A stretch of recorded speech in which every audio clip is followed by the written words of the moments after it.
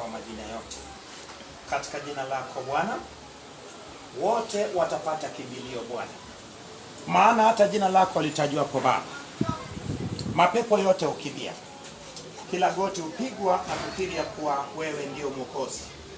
Ninasema wewe ni Mwokozi, ninasema wewe ni Muumbaji, ninasema wewe ni Mfariji, ninasema wewe ni Mponyaji, nasema wewe ni ngao yetu, nasema wewe ni Baba kwetu, nasema wewe ni kiongozi wetu, wewe ni daktari wetu, wewe Baba wa rehema ni mkate wa uzima, maji ya uzima, mtu wa uzima. Wewe ni kila kitu Baba katika maisha yetu. Tunatukuza jina lako, maana neno lako litakalokuwa inapita ipite Baba katika viungo vyetu Bwana, na maana wewe ni yote katika yote.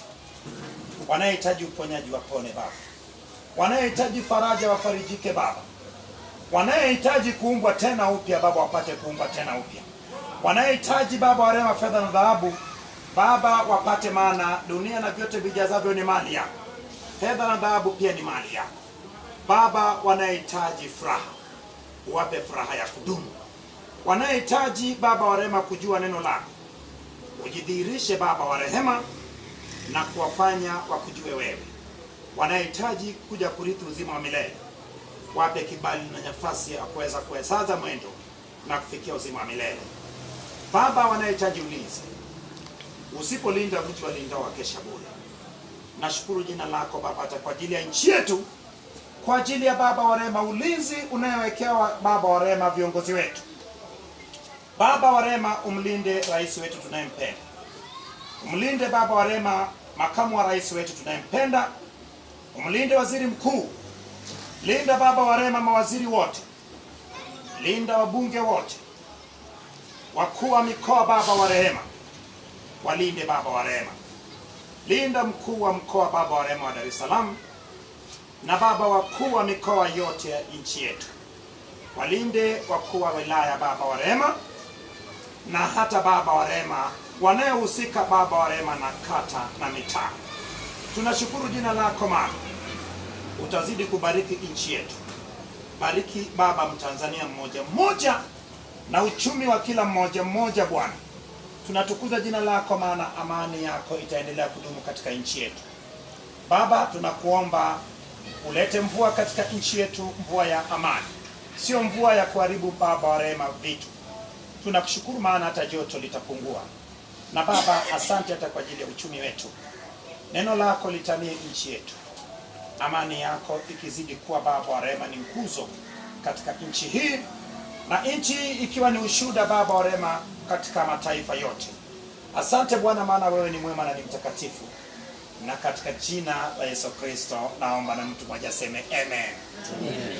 Bila shaka wakati wote mtu wa Mungu usisahau kuombea nchi yetu tunayependa, usisahau kuombea viongozi wetu, maana watu wa Mungu tunayo Biblia. Mara nyingi wewe mwenyewe unapinga Biblia. Biblia inasema kuwa kila uongozi imechaguliwa na Mungu.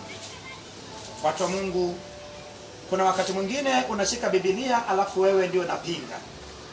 Tujifunze watu wa Mungu kutii Biblia ituongoze, lakini tuombe ili joto lipungue na hata mvua ya amani ipate kunyesha. Amina.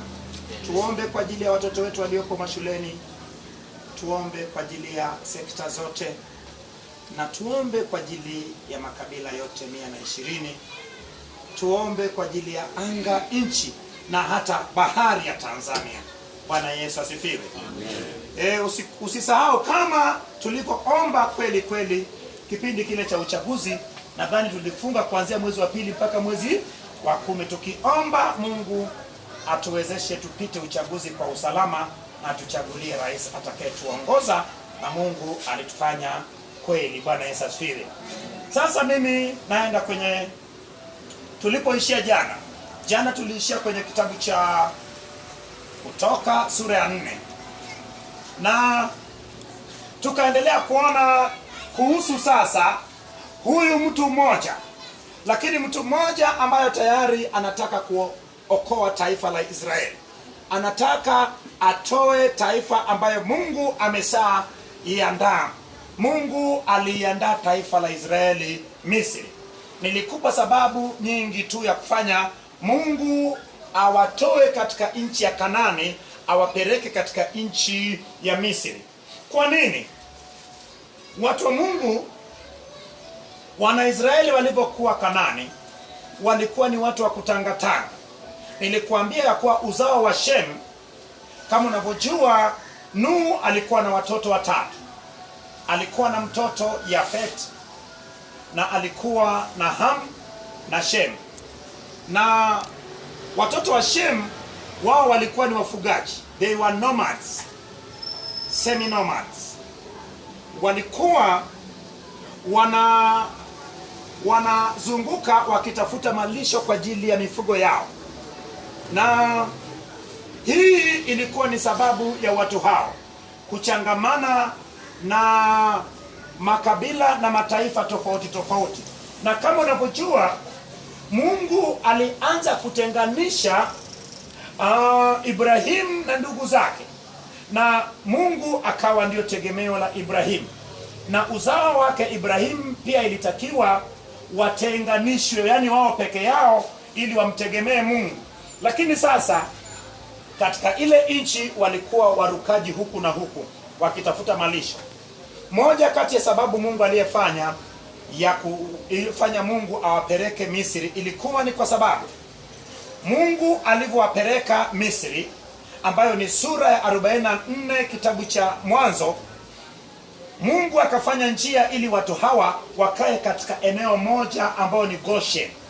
Goshen ilikuwa ni sehemu yenye rutuba na sehemu ambayo ilikuwa na malisho ya mifugo ya kudumu.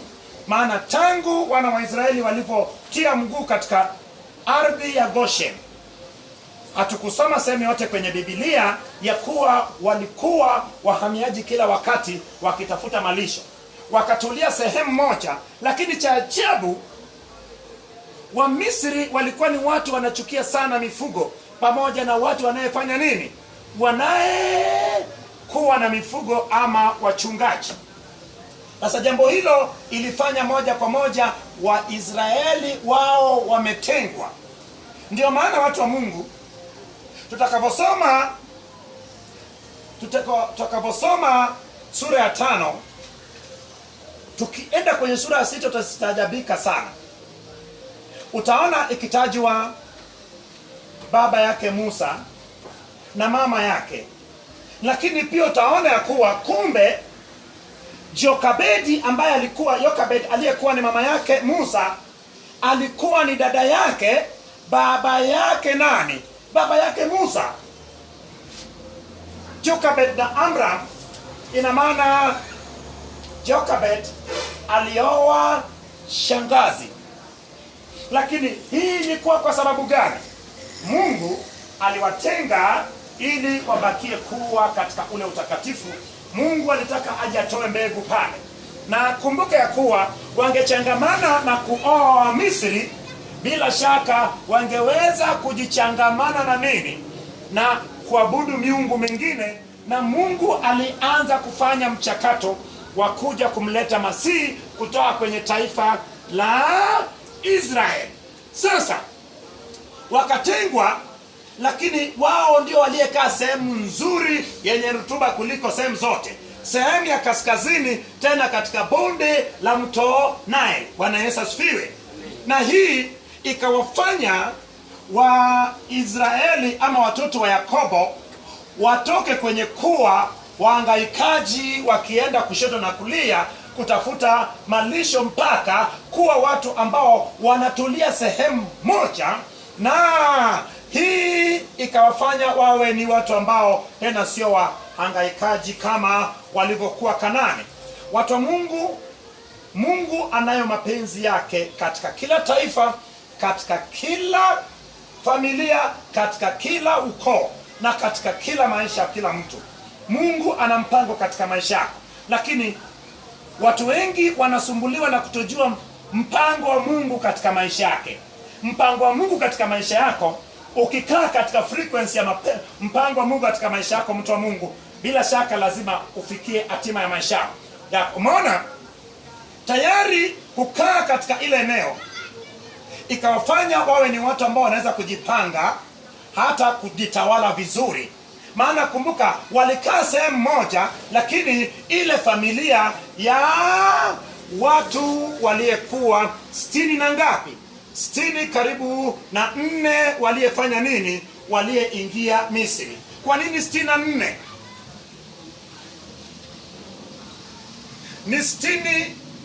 Ni 65, sio 64. Ni 65 kwa sababu watu 66 ukiachia Yakobo ni watu ambayo imeandikwa kama waliingia Misri, lakini ikahesabiwa Onani na He. Sasa kinachofanyika, ukitoa kwenye 66 watu wawili ambao walikufa kule Kanani, unabaki na watu 64. Ukiongeza na Yakobo mwenyewe inakuwa 65. Lakini kwa wakati wanapohamia kule, Yusufu tayari alikuwa wapi? Alikuwa amesha kuwepo kule. So ukiongeza Yusufu na watoto wake wawili ambao ni Manase na Efraim, inakuwa watu 68. Ukijumuisha na hawa wawili ambayo ni Onani na Heri ambao walishakufa, wao walikuwa ni watoto wa Yuda, basi kinachopata ni nini? Unapata watu 70 ambao ni uzao wa Yakobo, ambayo ilianza kutengeneza taifa la nini? Taifa la Israeli. Lakini kule utumwani, kutokana na ile ahadi ya Mungu kwenye ile agano ambayo Mungu akafunga na Yakobo katika Mwanzo sura ya 15, ya kuwa uzao wako wataenda utumwani, watatumika na kuteswa miaka mingapi? Miaka 400. Sasa watu wa Mungu, kumbuka ya kuwa Mungu anahitaji taifa ambayo itakuwa ni njia ya kuleta Mwokozi, lakini hiyo taifa alikuwa anahitaji kuitengeneza. Ndio maana akaamua kwenda wapi?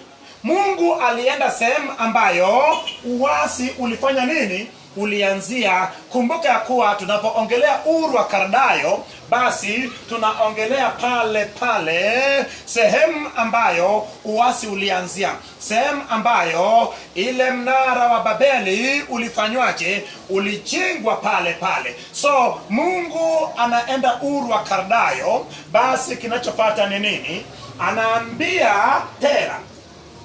Anamwambia Tera ya kuwa yeye na watoto wake wafanye nini?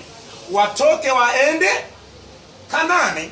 Lakini kwa wakati huo tayari Harani ambayo alikuwa ni kaka yake Abraham tayari alishakufa. Ingawa alikufa tayari ameshazaa wakina Milka, wakina Lutu. Bwana Yesu asifiwe.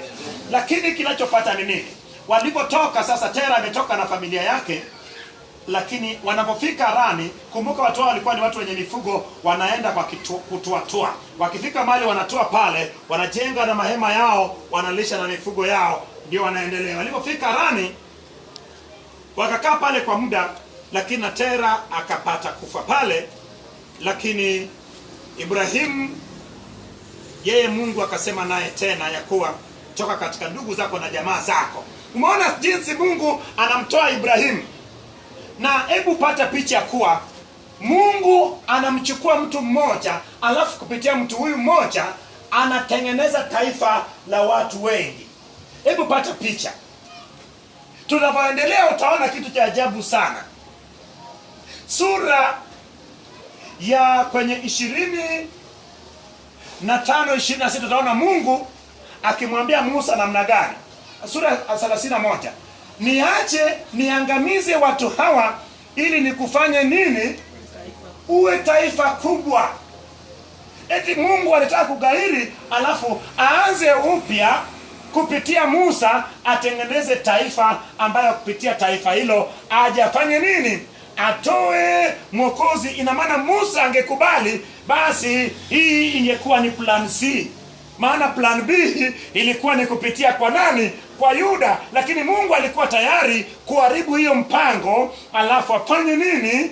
alete plani nyingine. Mungu anaweza kubadilisha plan ama mpango uliokuwa katika maisha yako ili afikishe hatima yake. Mungu anaweza kagairi hata elimu yako. Anaweza kaona elimu inakupeleka pabaya, akaigairi, akafanya njia nyingine ili akufikishe kwenye hatima yako. Bwana Yesu asifiwe. Amen. Tayari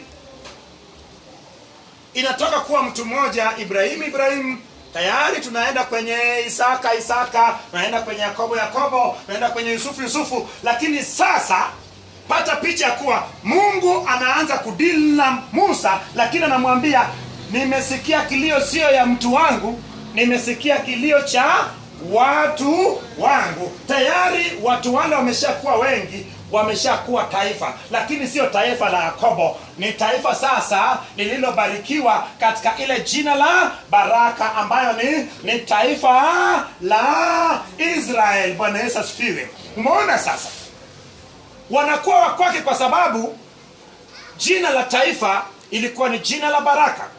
Aliyewabariki, aliyetamka unabii na maombi kwenye sura 49 kitabu cha Mwanzo hakuwa Yakobo, alikuwa nani? Ndio maana nasema kuwa enyi wana wa Yakobo, njooni msikilize nani? Mambo atakayewaambia nani? Israeli. Ni watoto wa Yakobo, maana aliwapata kabla hajafanya nini?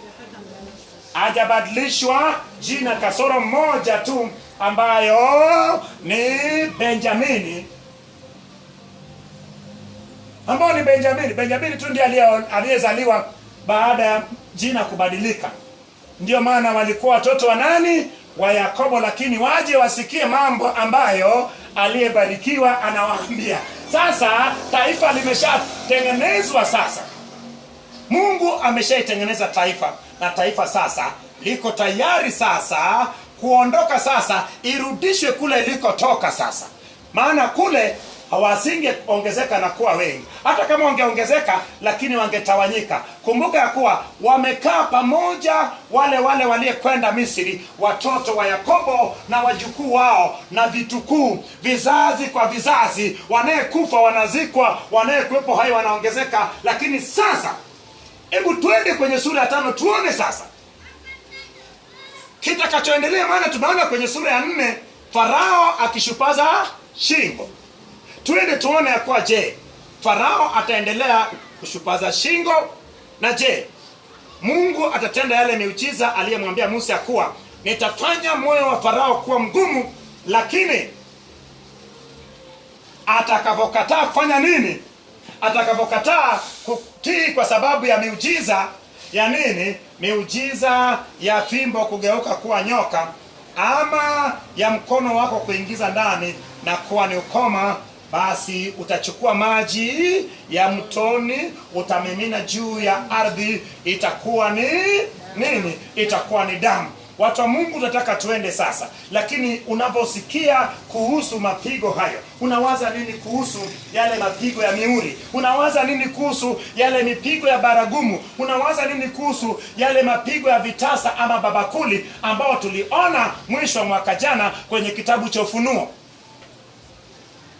Unawaza nini kuhusu wale wana wa mafuta wawili, wale mashahidi wale wawili ambao mmoja alikuwa na matendo kiasi kwamba akipiga maji inageuza kuwa damu?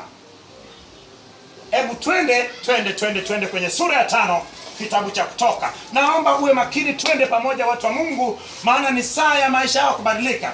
Yawezekana Bwana alishakutenga na mabaya. Yawezekana Bwana alikuwa amekuweka Misri. Ndio maana ukienda kwa ndugu yoyote wanakukataa. Umeenda kwa rafiki mliyesoma naye wanakukataa, wanakutolea nje. Umeenda kwa rafiki uliyekuwa nao zamani, amekutolea nje. Kila unayeenda kwake anakutemea mate. Nasema hivi, ilikuwa hivyo kwa wana wa Israeli kule Gosheni, ili Mungu awakusanye pamoja wapate kuongezeka, ili wasinajisike, wasitumbukie kwenye imani zingine. Yawezekana wewe kukataliwa kukubaliwa na watu wote. Mungu amekutenga, amekuweka Gorsheni. Mungu aweza kutenga na kuweka Gorsheni ili usichangamane na watu wengine, lakini ni kwa muda tu. Wakati unapofika, Mungu anafanya njia ya wewe kutoka Gorsheni, lakini tayari Mungu sasa yuko tayari akupeleke kwenye ile nchi ya ahadi, nchi inayotoa asali na maziwa. Bwana Yesu asifiwe. Lakini mpango wa Mungu iko nyuma ya mabaya, iko nyuma ya mabaya. Wokovu iko nyuma ya mtu kugongerea msumari msalabani, analia kabisa na kukufa na kuzikwa na watu kusema tumemmaliza, tumemkomesha. Nyuma hapo ndipo sasa wokovu imekaa pale, ya kuwa mtu akiamini ya kuwa Mungu Baba alimfufua Kristo kutoka umautini na kukiri kwenye kinywa chake ya kuwa Kristo ni Bwana, tayari. Hebu ona jinsi wokovu ilivyokaa. Eti lazima amini ya kuwa alifufuliwa na Baba Mungu kutoka katika waliokufa, alafu ukiri ya kuwa Yesu ni Bwana. Hapo umeokoka. Hebu twende. Mateso yako sijui kama unawekea question mark kubwa. Mabaya yanayokukabili miaka nenda rudi, sijui kama sasa unaanza kuya question, unaanza kuyauliza kwa iweje watu niliyekuwa nayo waliostudia sana nayo wanakaa kwenye full kipupwe, wanakaa kwenye mtindi mchana na usiku, wakiwa kwenye magari au kwenye mifindi, wakiingia kwenye mall ama supermarket wanaingia kwenye zile za mfindi, akiingia kwenye saluni ya kike anaingia kwenye saluni ya AC, full AC, akienda kwenye ofisi full AC, akiwa kwenye sebuleni full AC, akiwa chumbani full AC. Lakini wewe huko jangwani kama Musa, jua la kwako, upepo ya kwako, kila kitu cha kwako. Lakini nasema hivi, saa imewadia. Amen. Saa imekaribia. Amen. Saa imefika. Amen. Ya kutoka jangwani. Amen.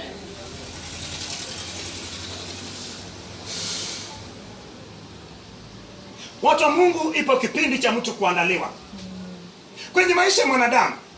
Mpango ya awali ambayo ilikuungamanisha na mategemeo na matarajio yako tangu ulivyokuwa mdogo, ndio wale watoto wa shetani walipigisha meleka, ndio ile watoto wa shetani walikuibia, ndio ile watoto wa shetani walifunika. Lakini nasema hivi, bila shaka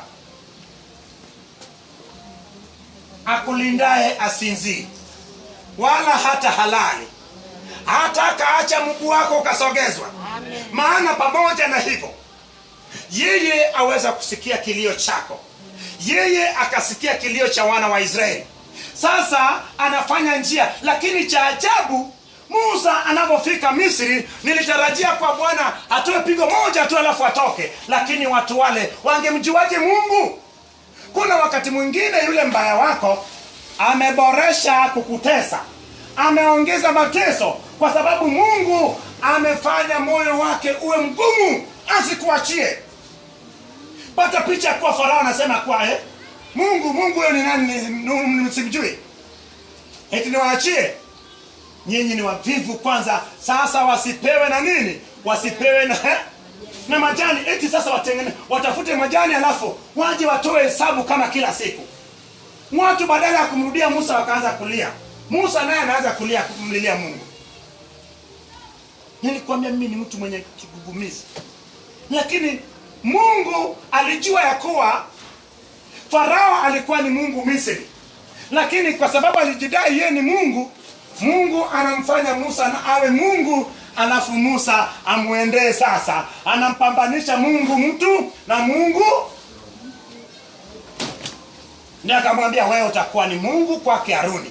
Haruni atakuwa ni, lakini Farao kwa watu wake alikuwa anabudiwa alikuwa nani? Mungu. Haona jinsi Mungu anavyofanya. Nasema hivi watu wa Mungu, usione yule mbaya wako amenawiri, amependeza, anazidi kukutesa. Kumbuka ya kuwa Bwana yuko tayari wewe kutoka mkononi mwake. Hebu twende mtu wa Mungu taratibu, nisiondoe uhondo, uwe makini upate Mungu anachotaka upate kutoka kwenye hapo. Na lengo ni uihamishe, utoe kwenye Biblia, uweke kwenye matumizi yako kila siku. Ikubadilishe, maana dunia inakoelekea sasa hivi, dunia inawayawaya kama mlevi. Dunia imelewa, watu wa Mungu. Dunia haijakaa vizuri kamwe. Sasa hivi kama huwezi kukaa katika Bwana, dunia inahangaika. Dunia inaweza kudondoka na kupasuka. Ndiyo maana tukae katika Bwana. Hujui ni saa gani tunaelekea sasa hivi. Ni saa ya Bwana. Lazima kila goti litapigwa na kukiri ya kuwa Kristo ni Bwana. Dunia itatikitizwa kwa uwezo wa Bwana. Uweza gani? Uweza wa neno la Mungu la kweli inayechipua tena. Bwana Yesu asifiwe. Hebu twende. Nasoma kwa jina la Yesu. Amen. Hata baadaye Musa na Haruni wakaenda akamwambia Farao akasema, Bwana Mungu wa Israeli asema hivi, wape watu wangu ruhusa waende ili kunifanyia sikukuu jangwani. Farao akasema, Bwana ni nani hata nisikilize sauti yake na kuwapa Israeli ruhusa waende zao? Umesikia? Ajui Bwana ala sitapa Israeli ruhusa. Yeye anasema ajui Bwana, lakini anauliza Bwana ni nani mpaka aniambie niwape watu wake ruhusa. Watu wa Mungu, hebu nikuambie jina hili la Bwana.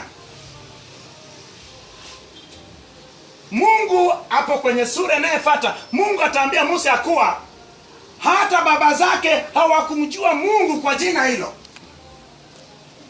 Hilo ni jina la kutoa wana wa Israeli utumwani. Unapotaka kutoka katika utumwa wako unatumia jina gani? Yamkini unatumia jina la agano ambalo ni Mungu Mwenyezi. Yamkini unatumia jina la Bwana kutoa ambayo inaitwa Yehova Jireh. Lakini ipo jina la kutoka utumwani. Ipo jina la kutoka Misri. Iko jina la kutoka kwenye uchawi. Leo utataka kutumia jina la kutoka kwenye mabaya. Ipo jina inayemtoa mtu kwenye mabaya. Jina la Bwana, hata wakina Ibrahimu hawakumjua Bwana na jina la Bwana. Hata wakina Yakobo na Isaka hawakumjua Bwana kwa jina la Bwana. Lakini sasa anadhiaki jina la Bwana. Jina la Bwana ilitokea wapi? Akamwambia Musa kuwa, Musa akamwambia, unasema wewe ni Mungu wa baba zangu, lakini atakaponiuliza Mungu wa baba yako zako aliyekutuma anaitwaje? Akamwambia niko ambao niko, ambao maana yake ni Yehova. Maana yake ni all sufficient. Ni Bwana aliyepo kwa wakati huo. Ni Bwana mwenye nguvu. Jina la Yehova kwa Kiebrania ni Yahweh ama Yahva. Hakuna Mwebrania aliyetaja hilo jina. Farao anahitaji kwa Bwana ni nani hata niwape watu wake nini ruhusa waende. Waliogopa kuita jina la Yahweh ama Yehova, ndio maana wakaibadilisha wakasema Bwana. Jina hilo ikabakia makwani kuitumia wanapoingia mahali patakatifu wakati wa upatanisho. Sasa utaona sehemu Bwana atamuonyesha Farao maana ya jina hilo. Farao atakuwa amesimama pembeni mwa farasi, anaambia ingieni huko Bwana kwenye bahari. Wafuateni Bwana. Ameandika 4, alafu Bwana atamuonyesha kuwa yeye ndiyo Bwana. Yawezekana tumeomba na majina, lakini ni jina gani tuliyeomba naye? Yapo majina mengi sana. Ni wakati gani Mungu akatumia jina la El Shaddai ama Mungu Mwenyezi? Wakati wa agano, wakati wa kudhibitisha agano. Sisi tunataka turudi kwenye drawing board. Wakati wa agano tunatumia jina la agano. Wakati wa kutoka kwenye matatizo tunatumia jina la kutoka kwenye matatizo. Wakati wa kutaka Bwana aprovide, Bwana atoe, unatumia jina hilo Yehova Jireh. Bwana atatuaulia. Nataka tujue majina la Bwana. Tukishayajua tuanze kuweka kila jina kwenye njia yake, kwenye njia yake. Lakini nasema hivi, leo tunataka twende mbele za Bwana kwa jina la Bwana. Hilo jina ilikuwa ni jina la utendaji kazi, jina la kujitwalia utukufu. Leo Bwana atajitwalia utukufu kwa Farao yako ambayo amekushikilia, kwa Farao yako anayetesa maisha yako. Jina la Bwana leo lipo kwa ajili ya kukutoa utumwani. Nasema hivyo watu wa Mungu. Ipo siri kubwa sana kwenye majina ya Mungu.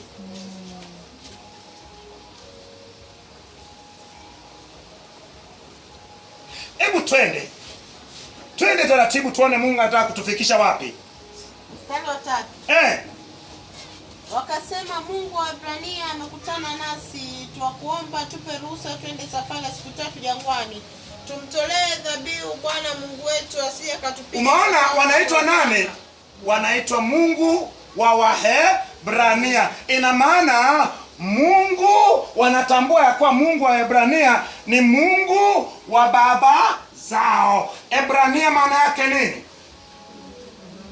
Waebrania ni watu waliyetoka ng'ambo ya mto, ambayo ni Ibrahimu. Walitoka Uru wa Kardayo, wakavuka mto nini? Mto Yordani. Sasa unavyosema Waebrania,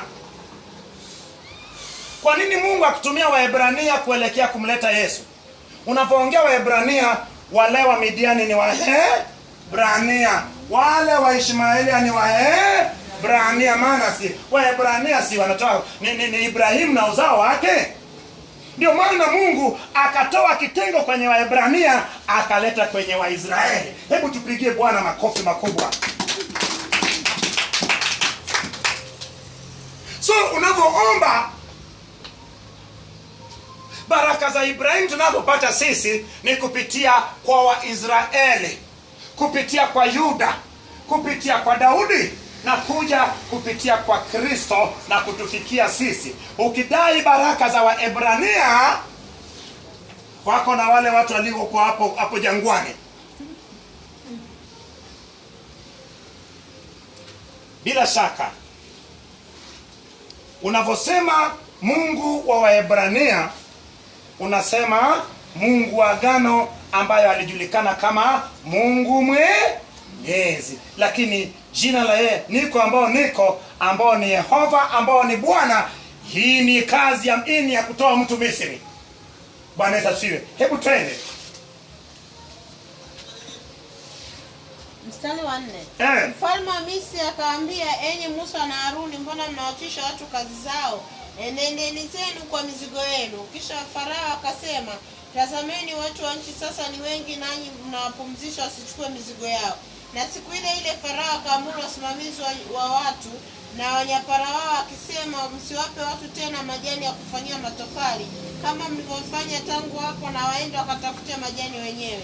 Lakini hesabu ya matofali waliokuwa wakiyafanya tokea hapo wawekeni hiyo, msiipunguze hata kidogo, kwa maana ni wavivu hao. Kwa hiyo wanapiga kelele wakisema, tupe ruhusa twende kumtolea Mungu wetu dhabihu.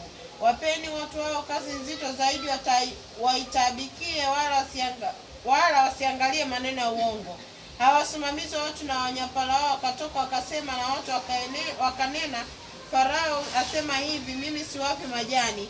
Enendeni wenyewe jipatieni majani hapo mtakapoyaona, kwa maana kazi yenu haitapunguzwa hata kidogo. Basi hao watu wakatawanyika katika nchi yote ya Misri ili wapate kusanya matakataka ya mashamba badala ya majani. Wasimamizi wao wakawahimiza wakisema, timizeni kazi zenu, shughuli zenu za kila siku kama wakati ule majani yalipokuwapo. Na wanyapara wana wa Israeli ambao wasimamizi wa Farao wameweka juu yao wakapigwa wakiambiwa, kwa nini hamkutimiza kazi yenu jana na leo kwa kufanya matofali kama hapo kwanza? Basi umeona wanyapara wanapigwa. Wanyapara walikuwa kina nani? Wanyapara walichaguliwa kutoka kwa Waebrania, lakini waliyekuwa juu na kama viongozi wa nyapara walikuwa ni wa Misri. So wa Misri wanapiga wale wanyapara ndio ina maana ndio wanaedili na ndugu zao. So watu wa Mungu, pata picha kuwa mimi nitarajia kuwa sasa hali angalau ilegee, ianze kuwa nyepesi, lakini hebu ona sasa ndio imekuwa mbaya kupitiliza. Sasa majani hawapewi, wanatafuta majani, na ile idadi waliyekuwa wanatengeneza kila siku ikawa ndio inayohitajika. Nasema hivyo watu wa Mungu, usione usiku umeendelea sana. Usiku unapoendelea sana, jua kabisa asubuhi imekaribia. mchana unavyokuwa sana, jua kabisa jioni yako imeshakaribia. Yawezekana usiku umeendelea sana kwenye hatima yako, yawezekana usiku umeendelea sana kwenye afya yako, yawezekana usiku umeendelea sana kwenye uchumi wako, lakini jipe moyo mkuu, maana usiku unavyoendelea sana inaashiria kuwa asubuhi imekaribia. Yamkini asubuhi yako imekaribia. Mtu wa Mungu, sema asubuhi yangu karibu kwa jina la Yesu. Asubuhi yangu karibu kwa jina la Yesu. Nilikuwa sijawakoa kipindi cha zamani, walikuwa natuambia kwa ukiona giza imeendelea sana, eti wakati giza inaongezeka sana ni wakati ambao kuna pambazuka. Unakaribia kwanza pambazuka, giza inakuwa nzito. Ukiona mchana umeendelea sana, jioni umefanya nini? Ukiona mateso yamezidi sana, jua upenyo umefanya nini?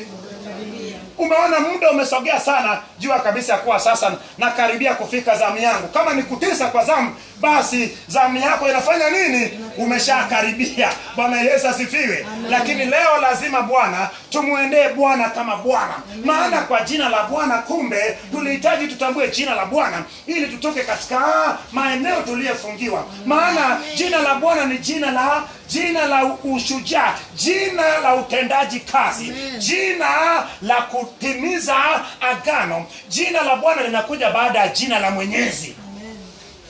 Alichafunga na sisi agano, lakini sasa tunahitaji atekeleze agano. Agano ni sisi tutoke katika maeneo tuliyofanya nini? Yawezekana hapa alipotuweka ni Gosheni, tumeshapanuka, tumeongezeka Gosheni, lakini sasa tuhitaji kuendelea kukaa Gosheni. Kinachofuata, Wamisri wanaanza kukutesa sasa inatakiwa utoke Gosheni uanze kuwa kwenye njia kuelekea Kanaani. Hatimaye ufike kwenye Kanaani yako. Sema nitafika kwenye Kanaani yangu kwa jina la Yesu. Una uhakika? Amen. Una uhakika? Amen. Hebu twende kama una uhakika. Mstari wa 15. Basi Wanyafara wana wa Israeli wakaenda wakanuilia Farao wakisema, mbona umetutendea hivi sisi watumwa wako? Watumwa wako wapei majani, na wanatuambia fanyeni matofali, na tazama watumwa wako wapigwa, lakini kosa hilo ni la watu wako wenyewe. Akasema, vivu ninyi wavivu, kwa ajili hii mwasema tupe ruhusa twende kumtolea Bwana dhabihu. Basi enendeni sasa mkafanye kazi, kwa maana mtapewa majani, na pamoja na hayo mtaleta hesabu ile ya matofali. Basi Wanyafara wana wa Israeli wakaona kwamba katika hali mbaya alipoambiwa mtapunguza hesabu ya matofali yenu hata kidogo, ndizo shughuli zenu za kila siku. Wakakutana na Musa na Haruni waliokuwa wamesimama njiani hapo alipotoka kwa Farao, wakawaambia, Bwana waangalie na kuamua, kwa kuwa mmefanya harufu yetu kuwa chukizo mbele ya Farao na mbele ya watumishi wake, mkatia upanga mikononi mwao watuue. Musa akarudi kwa Bwana akasema, Bwana, mbona umewatenda mabaya watu hawa?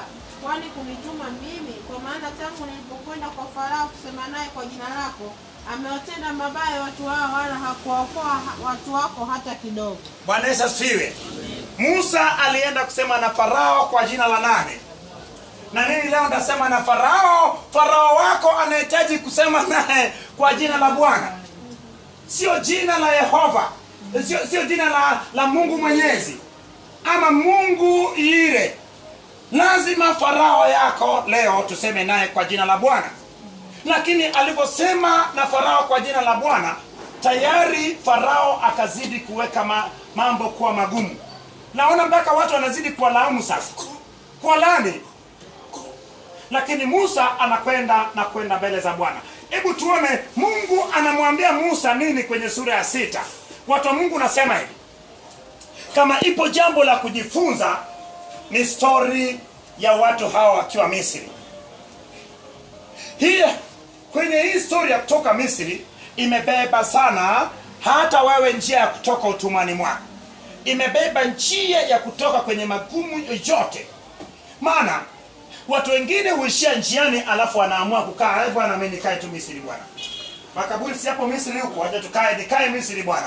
Saki mateso. Watu wa Mungu, ni saa ya kutoka kwenye utesa miaka mingi. Kama ni uonevu, umeonewa miaka mingi. Kama ni kulaumiwa, umelaumiwa miaka mingi. Ni saa ya kutoka kwenye Goshen ya kulaumiwa. Ni saa ya kutoka kwenye Goshen ya matatizo. Ni saa ya kutoka kwenye Goshen ya ukata. Ni saa ya kutoka kwenye Goshen ya kuota ndoto mbaya. Ni saa ya kutoka kwenye Goshen ya hatua zilizofungwa. Ni saa ya kutoka kwenye Goshen ya ukata wa fedha. Na saa ya kutoka kwenye Goshen ya mawazo mabaya yanayokujia. Kumbe yawezekana huko Goshen, lakini Mungu Baba, lazima tutumie jina la Mungu Baba ambayo ni Bwana kukutoa kwenye utumwa wako kwa jina la Yesu. Tusikie Mungu anasema nini. Musa ameenda kumlilimia Mungu kwa mbona amenituma kwa watu hao, na mbona umewatenda mabaya. Lakini kwa nini Mungu asiwatende mabaya? Maana tayari yawezekana nao umejenga kibanda kwenye Goshen. Umeshazoea Goshen.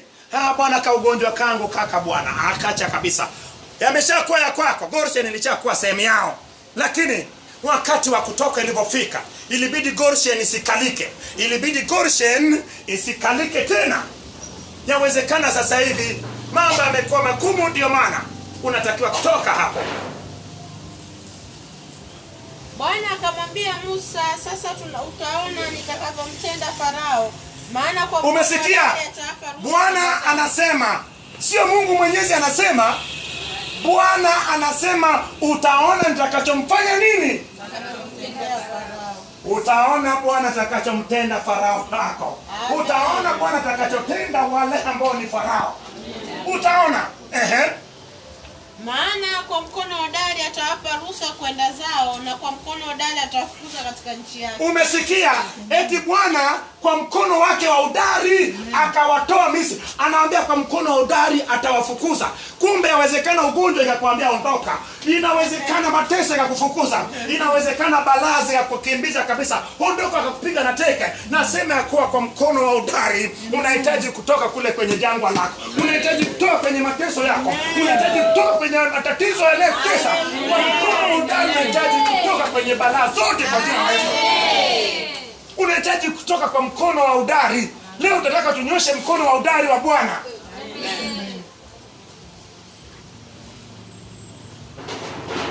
Twende Bwana, nataka tunyoshe mkono wa Bwana hodari. Amen. Kisha Mungu akasema na Musa akamwambia, mimi ni Yehova. Mimi nilimtokea Ibrahimu na Isaka na Yakobo kama Mungu Mwenyezi. Umesikia? Alimtokea Ibrahimu, Yakobo kama Mungu Mwenyezi, lakini yeye ni Mungu Yehova. Sema Mungu Yehova. Mungu Yehova. Anamfafanulia Musa kuwa hata wao hawakumjua kwa jina la Bwana. Yawezekana wao mjui Bwana kwa jina la Bwana.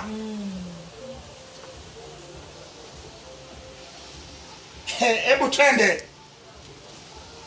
Kama Mungu Mwenyezi, bali kwa jina langu Yehova sikujulikana kwa. Kwa jina la Yehova haikujulikana, maana Mungu Mwenyezi ilikuwa ni jina la agano. Agano aliyefanya na Ibrahimu kwenye sura ya 15. Anavyothibitisha agano kwenye sura ya 17 kitabu cha Mwanzo, tunapata mara ya kwanza jina Mungu akimwambia Ibrahimu, mimi ni Mungu Mwenyezi. Lakini anamwambia Musa ya kuwa hakuwahi kutambulika kwa jina hilo. Wale hawakujua. Yawezekana ya kuwa watu wa Mungu hatujajua jina la Bwana la kuweza kututoa kwenye matatizo. Hatujui jina la Mungu la kutoka nao kwenye magumu. Lazima kumbe tukiomba, unaomba kwa jina gani? Hebu twende. Kwa jina gani unaomba? Tena nimelithibitisha agano langu nao la kuwapa nchi ya Kanaani, nchi ya kukaa kwa wale ugeni.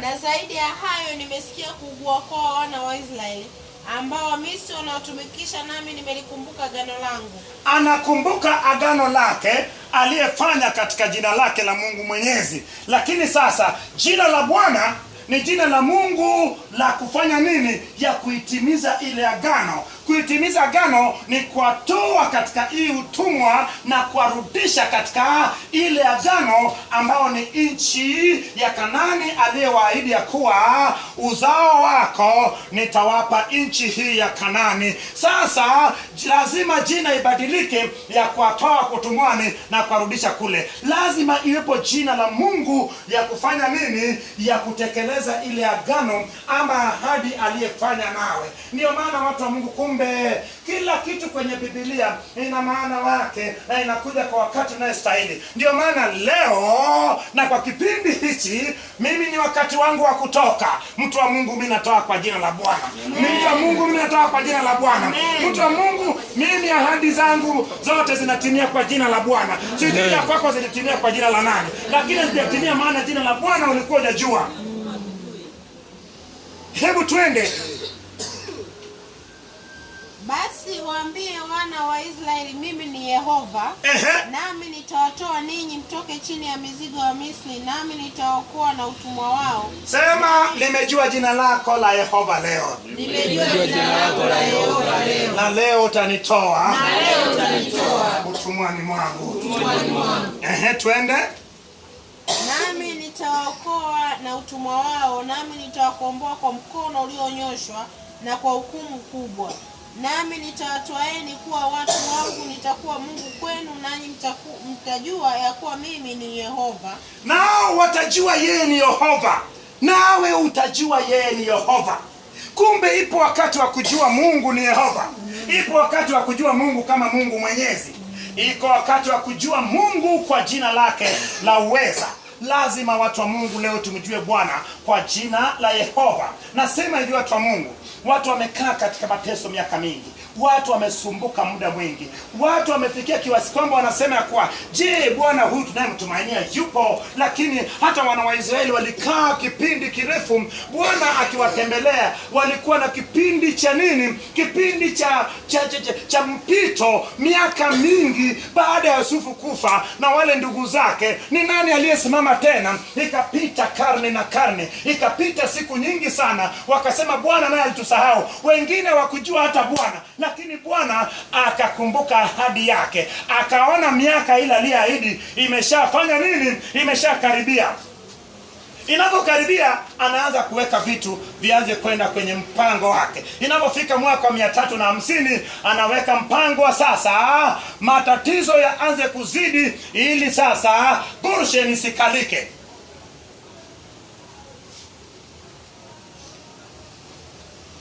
Nanyi mtajua kuwa mimi ni Yehova Mungu wenu, niwatoaye mtoke chini ya mizigo ya Misri.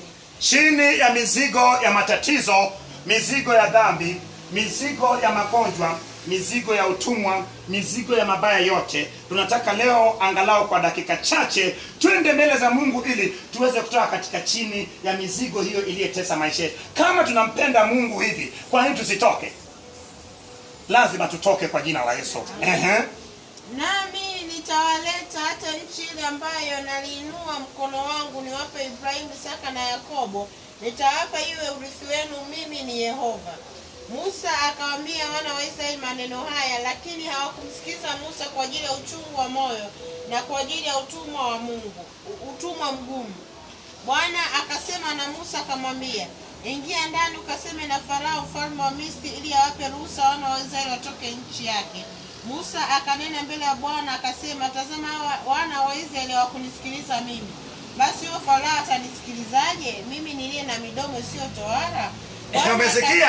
Mdomo usio tohara ina maana mdomo usioweza kusema vizuri, mdomo ambao unasema kwa maneno kukata. Bwana amesema, na akikasirika ndio maneno hayatoki. Anatafuta.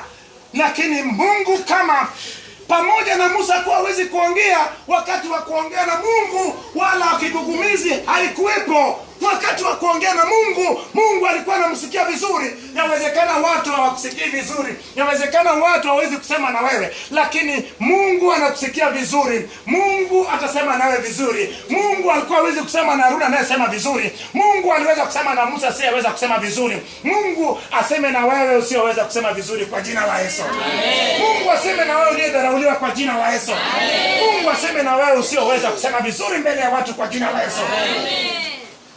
Mimi nawaza hivi, Musa pamoja na alikuwa hawezi kusema na wanadamu, aliwezaje alikuwa anaweza kusema na Mungu? Kumbe watu wasioweza kusema mbele ya watu wanadharauliwa, kumbe wanasema vizuri na Mungu. Jipe moyo mkuu, wewe ni msemaji na Mungu. Twende kwa jina la Yesu. Bwana akanena na Musa na Haruni, akawaagiza waendee wana wa Israeli na Farao mfalme wa Misri, ili awatoe hao wana wa Israeli katika nchi ya Misri. Hawa ndio vichwa vya nyumba za baba zao. Wana wa Rubeni mzaliwa wa kwanza wa Israeli ni Hanoki na Palo na Hezron na Karmi. Hao ni jamaa za Ruben. Na wana wa Simeoni ni Yemueli, Amini na Ohadi na Yakini na Sohari na Shauli mwana wa mwanamke wa Kikanani. Hao ni jamaa za Simeoni. Na haya ndio majina ya wana wa Lawi sawasawa na vizazi vyao: Gershoni, Kohathi na Merari. Na miaka yake Lawi ilikuwa ni miaka 137. Wana wa Gershoni ni Libni na Shimei sawasawa na jamaa zao. Na wana wa Kohathi ni Amram na Ishari na Hebroni na Uzieli. Na miaka ya maisha ya huyo Kohathi ilikuwa ni miaka 133. Na wana Merari ni Mali na Mushi. Hizi ni jamaa za wana wa Lawi sawasawa na vizazi vyao. Huyo Amram akamwoa Yokebed ndugu ya baba yake, naye akamzalia Haruni. Upo hapo. Yokebed ndugu ya baba yake, lakini ukisoma kwenye Biblia na vyanzo vingine alikuwa anaita Yokebed, alikuwa anaita baba yake Amram kama kaka yake. So kumbuka, hii ilikuwa ni kusazia nini? Ule utakatifu na ile mbegu njema Mungu alitaka itokee pale katika umbali wa Shem. Umeona, bila shaka wao walioona wenyewe kwenye maana pale walipokuwa ni mahali ambapo walikuwa wamefanya nini? Wametengwa. Na kadri muda ulipokuendelea kwenda, ndivyo hata wakuruhusiwa tena kuwa na muunganiko na watu wa nje, maana tayari walishaingizwa kwenye kuwa watumwa sasa. Lakini kwa nini imetajwa Ruben, Simeoni na Lawi? Lengo hapo ilikuwa ni kutaja ukoo ambayo anatoka Musa na Haruni.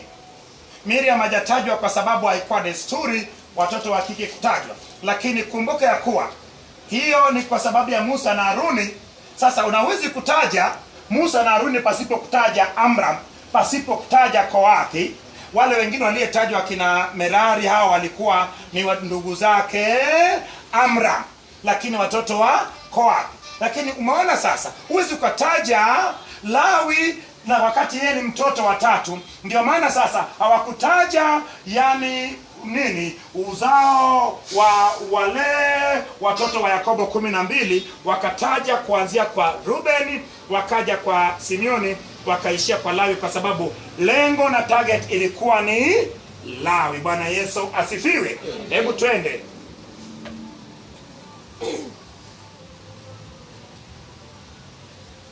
Na miaka ya maisha yake Amram ilikuwa ni miaka 137. Na wana wa Ishari ni Kora na Nefegi na Zikri. Na wana Uzieli ni Mishaeli na Elisafani na Sifri. Haruni akamwoa Elisheba binti ya Aminadabu umbu lake na Shoni, naye akamzalia Nadabu, Abihu na Eliazali na Ithamar. Na wana wa Kora ni Asiri na Elkana na Biasafu. Hizo ni jamaa za hawa. Kora na Eliazali mwana wa Haruni akamwoa moja miongoni mwa binti za Pekutieli, naye akamzalia Fineasi. Hawa ndio vichwa vya nyumba za mababa wa Lawi sasa na jamaa zao. Hawa ni Haruni yeye yule na Musa yeye yule. Bwana aliwaambia akisema, watoeni wana wa Israeli watoke nchi ya Misri sawasawa na majeshi yao. Ni hao walionena na Farao mfalme wa Misri ili wawatoe wana wa Israeli watoke Misri. Hao ni Musa yeye yule na Haruni yeye yule. Ilikuwa siku hiyo Bwana aliponena na Musa katika nchi ya Misri. Bwana akamwambia Musa akasema, mimi ni Bwana, mwambie Farao mfalme wa Misri maneno yote nikuambiayo. Musa akanena mbele ya Bwana, mimi ni mtu mwenye midomo isiyotoara, Farao atanisikizaje? Hebu tuende kwenye sura ya 7, ni fupi, tuone je, anamwendea Farao. Lakini kumbuka ya kuwa pamoja na Musa alikuwa hawezi kuongea vizuri, lakini hapakuwa na mtu anayejua ekulu ya Farao. Hapakuwa na mtu aliyejua lugha ya kuongea na Farao. Ndio maana watu wa Mungu nasema hivi, yawezekana ukajidharau wewe, lakini wewe ndio unaweza kusema na watu. Yawezekana ukajidharau ya kuwa juu neno la Mungu, kumbe kile unachokijua ndio watu wanahitaji. Ndio maana nasema hivi, Musa hakujua kama yeye sio mtu wa kawaida. Pamoja na kuwa mtu hawezi kuongea, mdomo sio kwa tohara, lakini kumbuka ya kuwa itasemekana baadaye ya kuwa hakuwepo mtu kama Musa. Ina maana Kristo ndiye aliyekuja kuwa zaidi ya nani? Zaidi ya Musa. Lakini hakuna mtu aliyekuwa mpole kama. Lakini upole wa Musa ulitokana na nini? Alikuwa hawezi kuongea sana. Usiwe msemaji sana, usiwe msibwamwanya sana, usiwe mtu unayepyatuka sana. Uwe mtu ambaye ni bora kunyamaza kuliko kusema. Maneno mengi tunayosema yanakuwa ni dhambi. Maneno mengi tunayosema mengine hayaletii utukufu ufalme wa Mungu. Ndio maana watu wa Mungu ni bora kunyamaza. Uwe mtu unayemtafakari Mungu. Umejua Musa, si eti Musa alikuwa pendi kuongea, lakini Musa kutokana na kutoweza kuongea vizuri hakutaka shida na watu wengi. Akawa ni mtu mpole. Maana hakichokoza hawezi kusema sana. Tuwe watu wapole. Tuwe watu wanyenyekevu. Tuwe watu ambayo wananyamaza sana. Usiongee sana. Kama lazimika uongee, basi ongea kitu ambacho inaweza ikaleta utukufu kwenye ufalme wa Mungu. Hebu twende kwa jina la Yesu. Bwana akamwambia Musa, angalia nimekufanya wewe kuwa kama Mungu kwa Farao. Na huyo ndugu yako Haruni atakuwa nabii wako. Utanena haya yote nikuagizayo, na ndugu yako Haruni atanena na Farao ili awape wana wa Israeli ruhusa watoke nchi yake. Nami nitaufanya mgumu moyo wa Farao, nami nitazifanya kuwa nyingi ishara zangu na ajabu zangu katika nchi ya Misri. Lakini Farao hatawasikiza ninyi, nami nitaweka mkono wangu juu ya Misri na kuyatoa majeshi yangu watu wangu hao wana wa Israeli watoke nchi ya Misri kwa hukumu zilizokuu.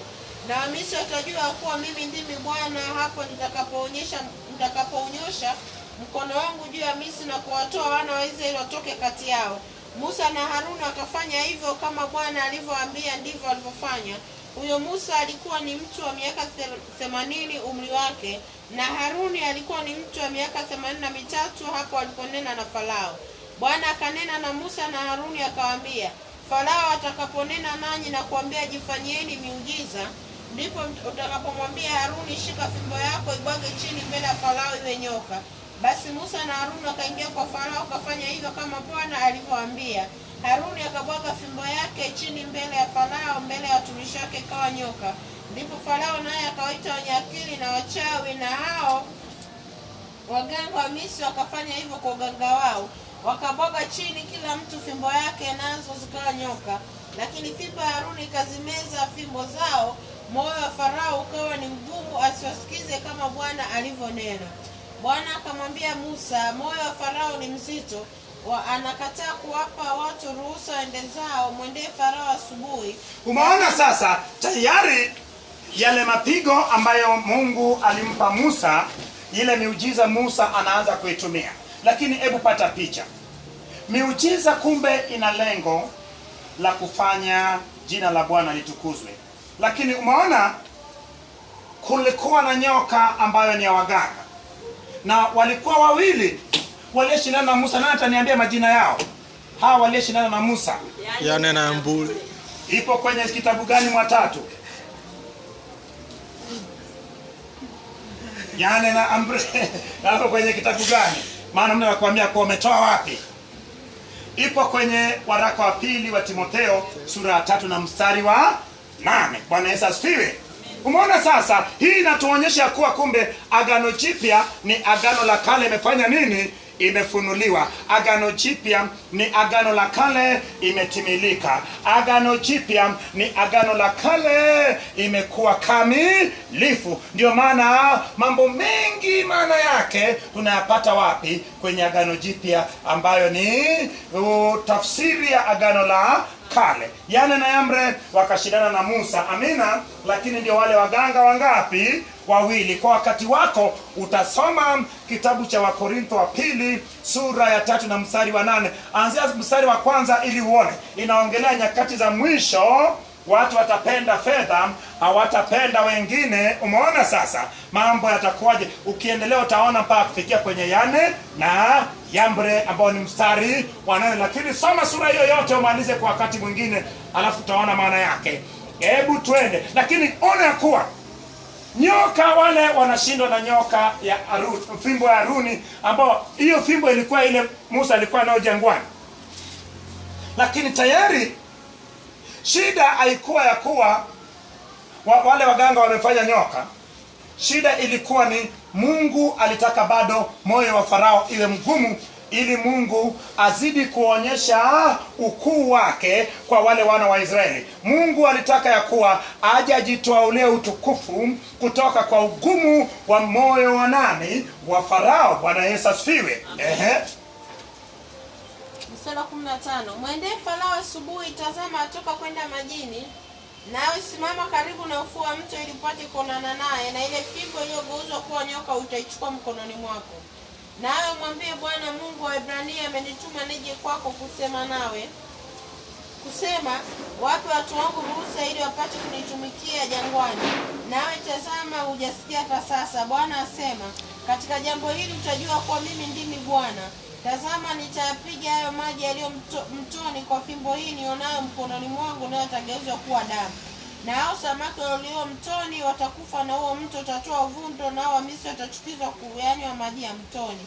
Bwana akamwambia Musa, mwambie Haruni, shika fimbo yako, kaunyoshe mkono wako juu ya maji ya Misri, juu ya mito yao, juu ya vijito vyao, na juu ya maziwa ya maji yao, na juu ya visima vyao vyote vya maji, ili ageuke kuwa damu. Nako kutakuwa na damu katika nchi yote ya Misri, katika vyombo vya mti na katika vyombo vya jiwe. Musa na Haruni wakafanya hivyo kama Bwana alivyowaambia, naye akainua ile fimbo na kuyapiga maji yaliyokuwa mtoni mbele ya Farao, mbele ya watumishi wake, na haya maji yote yalikuwa katika mto akageuzwa kuwa damu. Hao samaki waliokuwa mtoni nao wakafa, na ule mto ukatoa uvundo, Wamisri wasipate kunywa maji ya mtoni, na ile damu ilikuwa katika nchi yote ya Misri. Lakini waganga wa Misri wakafanya mfano wa hayo kwa uganga wao, na moyo wake Farao ukawa mgumu, wala kuwasikiliza kama Bwana alivyonena. Farao akazunguka na kuingia nyumbani mwake, wala hata hilo hakuliweka moyoni. Wamisri wote wakachimba kando ya mto ili wapate maji ya kunywa, maana hawakuweza kuyanywa yale maji ya mtoni.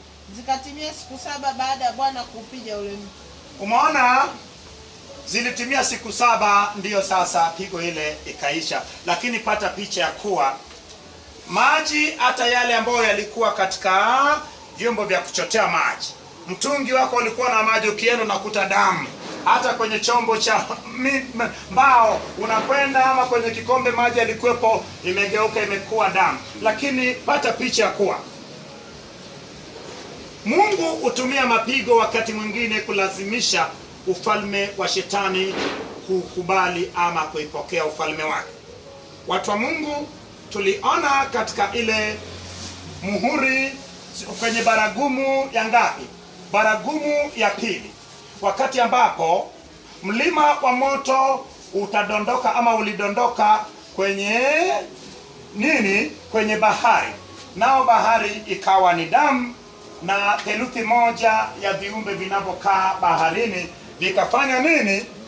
Vikafa. Lakini pia tukaona katika ile baragumu ya tatu ya kuwa ikatoka pakanga ikadondoka kwenye mto na chemichemi za maji, na viumbe vinavyokaa huko vikafa theluthi moja. Kumbe Bwana aweza kutumia mapigo kulazimisha. Lakini watu wa Mungu nasema hivi, kumbuka ya kuwa Farao alikuwa na desturi ya kwenda kuabudu Mungu ambayo ni mto Nile.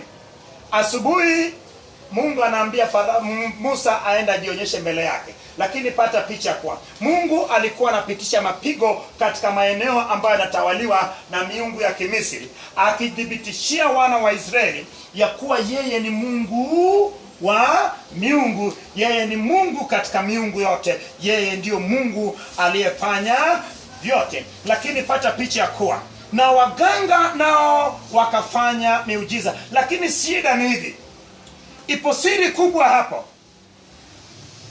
Kwa nini kama walikuwa na uwezo wa kupiga maji na kutoka damu, kwa nini hawakupiga maji ili igeuke damu, igeuke kuwa maji? Kwa nini wao hawawezi wakatengua? Wanaweza kuharibu. Hii ndio shetani anapofanya kazi. Shetani anaweza, ukienda kwa mganga auwe mtu ataua, lakini ukienda kwa mganga akuwa atengue mauti hawezi. Umeona waganga wale wakawa na uwezo, utaona watakuwa na uwezo kutengeneza vyura, lakini hata ukiangalia mapigo haya yalikuwa naendana. Baada ya maji haya kugeuka na kuwa nani, utakuta kwa vyura vimeongezeka kwenye pigo la pili.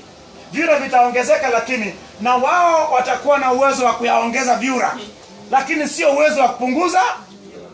Wana uwezo wa kuongeza maji iwe ni damu kwa kupiga, lakini hawana uwezo wa kupiga maji damu yageuke na kuwa maji. Shetani hawezi kutengeneza. Shetani anaweza kuiga tu uumbaji wa Mungu. Shetani ni mtu ambaye wa kukopi na kupesta. Shetani hawezi akatengeneza kitu, hawezi akabuni kitu. Yeye uwezo wake ni kuchukua yale ambayo Bwana alishayaumba na kuyatumia na kujaribu kuharibu. Lakini anayeweza kutengeneza, anayeweza kuumba tena upya ni Mungu mwenyewe. Nasema hivi, watu wa Mungu, usibebwe na miujiza. Usibebwe na miujiza. Kila miujiza na mtukuze Bwana. Kila anayefanya miujiza na mtukuze Bwana. Kila Bwana anayetenda miujiza kupitia mkono wake, na sifa zote namrudishie Mungu. Kama sifa ni za kwake na huduma yake, basi huyo ni Yane na Yambre. Huyo ni Yane na Yambre. Ipo Yane na Yambre, lakini yupo pia Haruni na nani? Na Musa. Miujiza yako ipo wapi? Isije ikawa ni ya Yane. Mimi ukifanya miujiza sasa hivi nauliza ni ya Yane na Yambre ama ni ya Musa na Haruni? Ya Musa na Haruni ama ni ya Yane na Yambre? Bwana Yesu asifiwe. Mimi naishi hapo, nataka niombe na mtu mmoja. Nataka tutumie jina la Bwana. Tunaanza kutumia jina la Bwana wa kipindi hichi cha kitabu cha Kutoka. Nataka tutumie jina la Bwana, maana ni jina ambayo ya kutekeleza, ya kuitimiliza agano lake. Bwana Yesu asifiwe. Nani mwenye swali kabla sijaomba?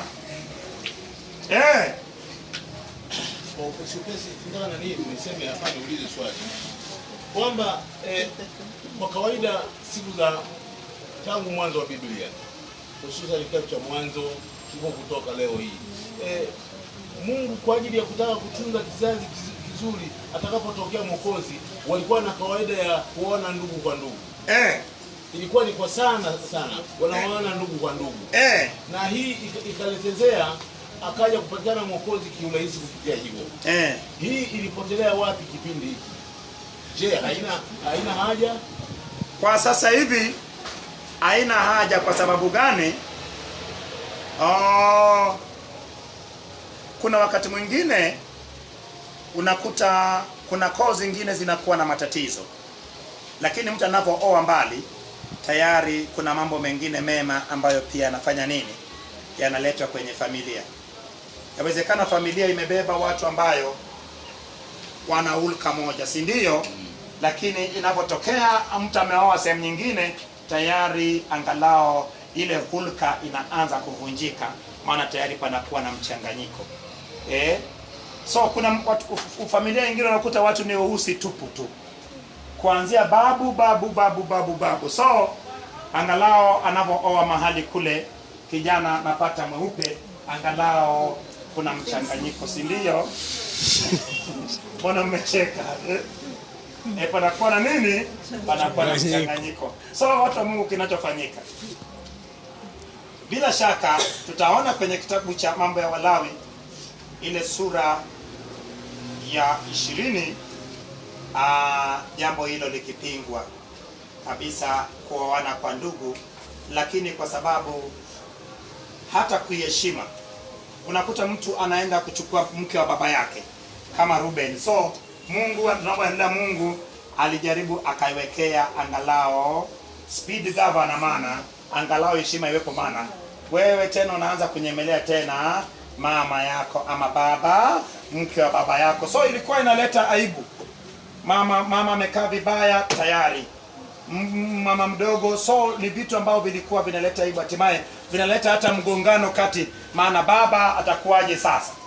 Umeshamchukulia, na kipindi hicho alikuwa anaruhusiwa kuoa wake wengi. Sasa baba naye ananyemelea huko na wewe unanyemelea huko, hatimaye uhasama mkubwa wa watu kuuana. So Mungu alitengeneza watu wa Mungu kinachofanyika kwa sasa hivi, lakini hakuna kitu mbaya, hakuna jambo baya kuoa hata ndugu kwa ndugu. Kwani Wahindi hawaoi? Kwani Waarabu hawaoi? Kwani Waislamu hawaoeni ndugu kwa ndugu? So jambo baya halipo, lakini lazima heshima iwepo, maana usiende sema ambao utakwaza wengine. Bwana Yesu asifiwe. Of course ukiangalia hata huyo mke wako aliyooa yawezekana ni ndugu yako. Kwani sio ndugu yako? Kwani sio mtoto wa Nuhu? Kwani sio mtoto wa Seti? Kwani sio mtoto wa Adamu? Adamu mwenyewe alioa aliyetoka kwenye ubavu wake. So ukioa mliyetoka nao pamoja, ipo shida gani? Lakini Mungu anataka ustaarabu, heshima na utulivu, ili matatizo, ugomvi na malumbano yafanye nini? Yasiwepo. Nani mwingine mwenye swali? Basi hapo kwenye hii sura ya 6 nimesoma pale Haruni kamua Elisheba mwana wa Aminadabu nduguye Nashoni. Sasa kwa sababu kwenye Bible mara nyingi unakuta majina yanakuwa yanaelekeana. Je, ni wale uzao wa Peresi? Maana pale katika Peresi anatoka Peresi Ezo na kuja Ramu, Aminadabu, Nashoni sana. Bila shaka hujakosea. Hujakosea. Lakini utakuta kuwa Miriam aliolewa na nani? Na Huri. Huri alikuwa ni wa kabila gani? Alikuwa ni wa kabila la Yuda. So bila shaka walikuwa wanaoana, lakini kumbuka Yuda na Lawi si mtu na ndugu yake. So ilikuwa hivyo, lakini Mungu aliweka vile pia ili wasichangamane, ili watengenezwe katika taifa, na Mungu akaanza kuweka sasa wasichangamane na wengine. Kutochangamana ilianzia pale Misri, Goshen. Bwana Yesu asifiwe.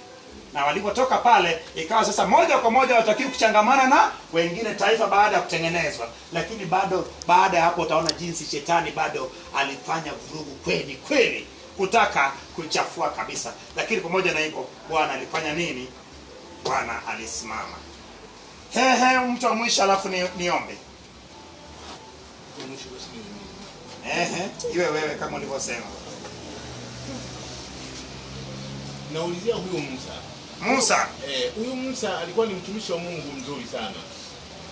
Kwenye Mungu anapoanza aanze kufanya naye kazi, wanapoanza mkataba na Mungu kwamba aanze kufanya kazi, Musa alionekana anajitetea sana kwamba yeye sio msemaji, yeye ana kigugumizi, mara nyingi aliongea sana. Alipigania sana hiki kitu. Na yeye kwenye jambo hili Mungu hakuonekana kuhangaika na kigugumizi cha Musa. Sasa nachouliza, hii inaweza ikawa Musa aliwekewa tu kigugumizi uwe ni mwiba wake, ili saa zote ajisikie ni mnyonge, ili mkumbuke Mungu sana? Vipi kigugumizi hiki? Hakuna muujiza unaoongelewa pale. Bwana Yesu asifiwe. Kuna vitu vingine ambao viko kwa mwanadamu ambayo vinao sababu yake. Hiyo kigugumizi ilimfanya Musa awe mpole. Lakini ukiangalia Musa hata kwa utaalamu aliyepata kule alikokuwa naishi kwa Farao, Musa alikuwa anaongoza jeshi waelewe pigana na Ethiopia, na Musa akafanya nini? Wakaongoza wakashinda. Musa alikuwa anaongoza mpaka jeshi. Na Musa alikuwa mtu, hebu pata picha kwa Musa alimuaje fasta yule Misri. Hii inakuonyesha kwa mtu huyu alikuwa mtu hatari mno. Na Mungu atumie vitu visivyokuwa hatari. Maana yule Misri alikuwa ni mtu ambaye ni mtawala juu ya wale wanyapara. Alimuaje kimya na akamzika kwenye mchanga. So bila shaka watu wa Mungu, lazima ujue ya kuwa hiyo ilikuwa ndio speed governor aliyewekewa Musa.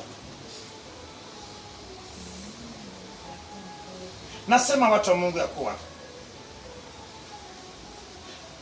mtu kama huyo anawezekana kigugumizi hiyo inamsaidia sana, maana anaweza kaongea kuliko hata cherehani inavyoshona. So hiyo kigugumizi inawezekana ikamtawala na ikamfanya akae vizuri. Kwa nani aliyekana Mungu vizuri? Sio Musa. Alikuwa sio mwongeaji, lakini akiongea Mungu ndiye alikuwa anamsikiliza vizuri. Hakibuka anamwambia, "Je, umenitwika mzigo mzito, kwani mimi ndio nilitunga mimba zao?" Hebu sikia neno linatoka kwenye kinywa cha Musa. Lakini anapotoa hoja kuwa, "Bwana, kama utakwenda na sisi, basi tu biashara ishie hapa." Halafu anaanza kumwaga sasa nini? Hoja nzito. "Kama nimepata kibali machoni pako, uliambia baba zao ya kuwa utawapeleka kwenye nchi toa asali na maziwa. Na je, wa Misri watasema kuwa ulitutoa kule na mbwembwe nyingi, wakati huna uwezo wa kutufikisha kuja kutudambu hapa kwenye jangwa?" Anatoa hoja zilizosimama. Mungu anasema, "Umepata kibali machoni pako." Yaani kwa Musa, Mungu alikuwa anasimama anabadilisha na mawazo yake. Hebu nionyeshe mwanadamu ambaye aliongea na Mungu, Mungu akageuza mawazo yake. Samueli akuongea na Mungu akageuza mawazo yake wewe. Samueli sema ambao tungesema amegeuza mawazo yake ni pale ambaye aliambia Mungu ya kuwa hataki watu wao wawe na mfalme. Mungu akumwambia kuwa wafanyie. Mtu aliyekuwa anaweza kuongea na Mungu akaacha kwenda kulia akaenda kushoto ni huyo mtu mwenye kigugumizi. Ndio maana yule alikuwa rafiki wa Mungu.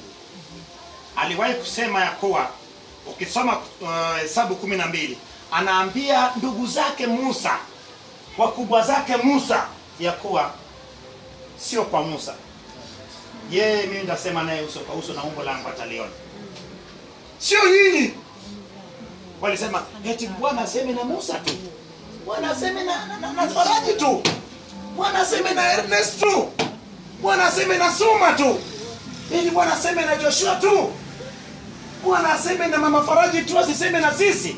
Hawezi kusema na Mama Faraji na asiseme na nyinyi. Hawezi kusema na Faraji asiseme na nyinyi. Hawezi kusema na huyo Dorcas hapo asiseme na nyinyi. Mimi nataka niombe. Acha niombe. Sema Baba, neno lako limekuja kwa wakati wake. Katika neno lako ninajitakasa. Maana neno lako ni maji ya uzima. Neno lako linitakase. Nafsini, rohoni na mwilini. Neno lako litakaze moyo wangu. Maana imeandikwa, linda sana moyo wako kuliko vyote ulindavyo, maana hapo ndipo panapokaa chemichemi cha uzima. Baba wa rehema, tumepita kwenye kitabu cha Kutoka sura ya 5, 6 na 7. Tumekuona Bwana ukijitambulisha kwa mtumishi wako Musa kwa jina jipya, ukimwambia Musa ya kuwa wewe ni Yehova, wewe ni Bwana, na kwa jina hilo hata baba zake Musa hawakukutambua kwa jina hilo. Baba wa rehema, baba zake Musa walikutambua kwa jina la Mungu Mwenyezi, Mungu wa ahadi. Lakini Bwana ukajitwaulia jina maarufu, jina la mamlaka, jina lenye nguvu, ukimwambia Musa ya kuwa Farao atawaruhusu waondoke, lakini kwa jina lako la Bwana utanyosha mkono wako, mkono wa hodari, na Farao hata wabembeleza, hata wafukuza. Baba wa rehema, jinsi ulivyoambia Musa ya kuwa utawatoa chini ya mzigo ya mateso. Ni wakati sasa ya mimi Bwana kutoka chini ya mzigo wa mateso, mzigo wa mateso ya dhambi, mzigo wa mateso ya ugonjwa, mzigo wa mateso wa kuonewa, mzigo wa mateso wa kuchukiwa, mzigo wa mateso wa kuota ndoto za ajabu ajabu, mzigo wa mateso ya kuonewa, mzigo wa mateso wa kuchukuliwa hatima yangu, mzigo wa mateso wa kufunikwa, mzigo wa mateso ya kuchukuliwa nyota yangu, mzigo wa mateso ya ukata, Baba wa rehema, kwa jina lako la Bwana, kwa jina lako la Bwana, kwa jina lako la Yehova, kwa jina lako ya Yahweh, nyosha mkono wako Bwana kwa Farao anayetesa maisha yangu, kwa Farao aliyeshikilia hatima yangu, kwa Farao aliyeshikilia ndoto zangu, kwa Farao aliyeshikilia hatua zangu, kwa Farao aliyeshikilia mikono yangu, kwa Farao aliyeshikilia miguu yangu, kwa Farao aliyeshikilia nyota yangu, kwa Farao aliyeshikilia Baba wa rehema mafanikio yangu, kwa Farao aliyenitesa siku zote za maisha yangu. Imeandikwa Bwana, nami nitanyamaza kimya, nawe utapigana vita kwa ajili yangu. Baba, ni wakati wangu wa kutoka, maana kila jambo na wakati wake. Kuna wakati wa kuzaliwa na wakati wa kufa, wakati wa kulia na wakati wa kucheka. Baba, ninanyamaza sasa, nitoe kwenye utumwa wangu. Nyamaza sasa ili nimwendee Farao wako kwa jina la Bwana. Musa akamwendea Farao kwa jina la Bwana. Nami katika jina la Bwana ninaondoka sasa, ninakwenda kwenye nafsi ya kila moja, ninakwenda kwenye roho ya kila moja, ninakwenda kwenye mwili wa kila moja kwa jina la Bwana, kwa jina la Yahweh, kwa jina la Yehova.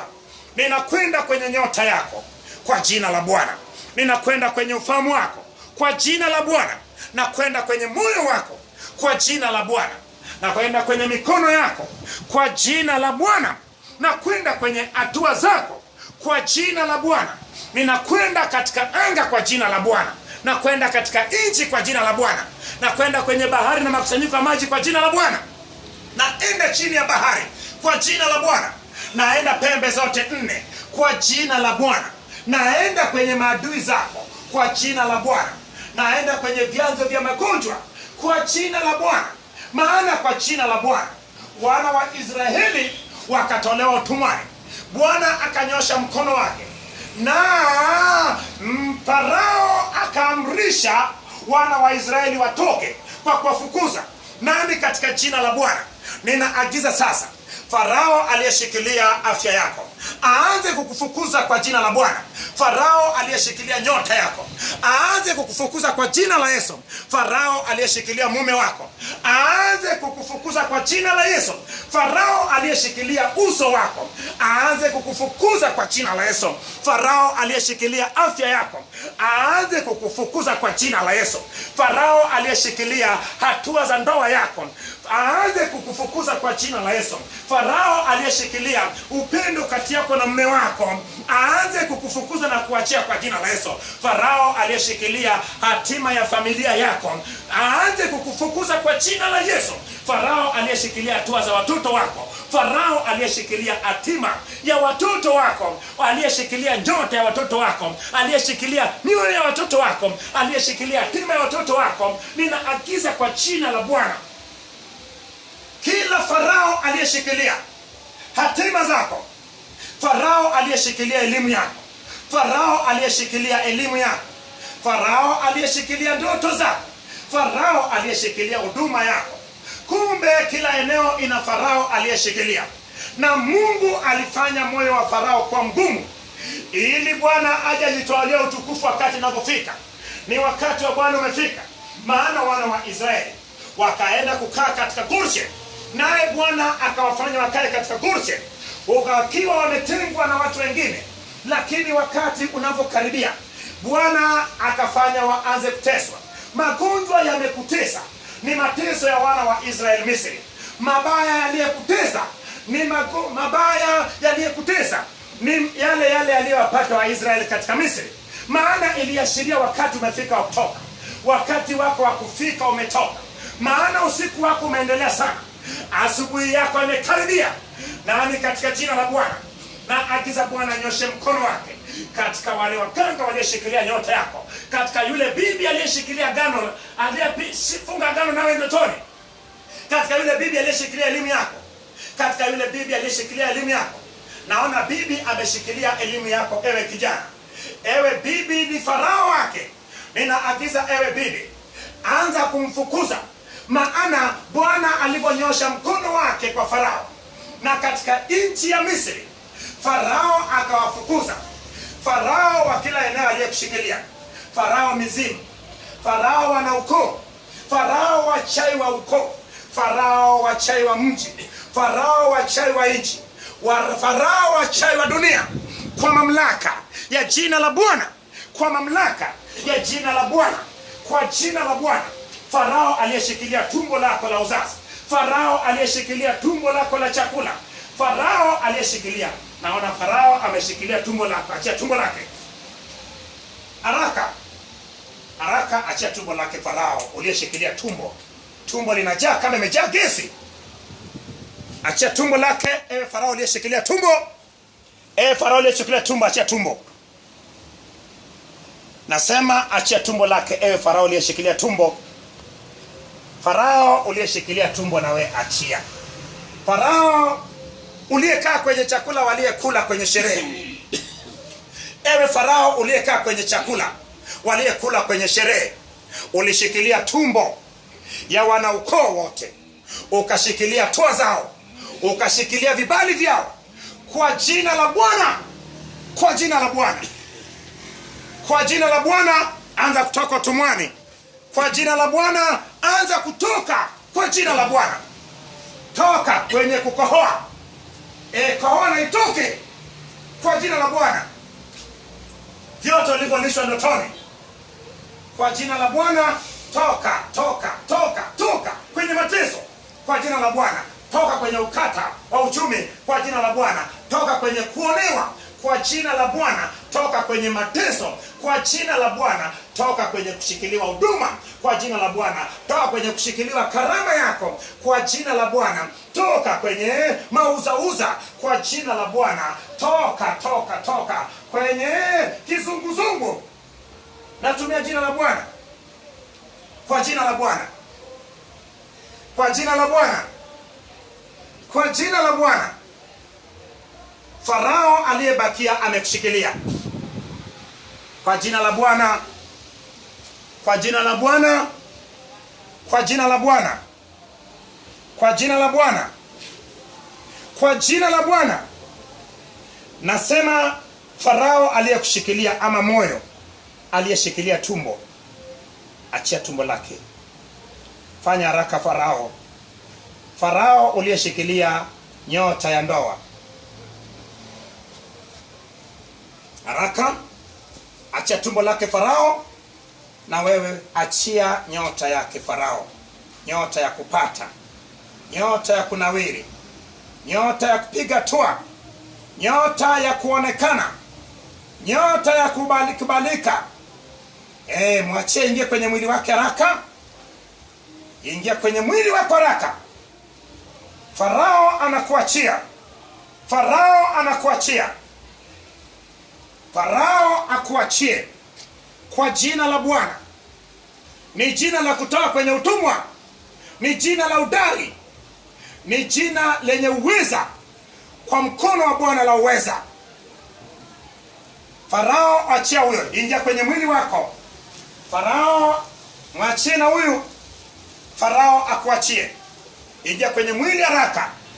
Unakuja na vitu vyako vyote.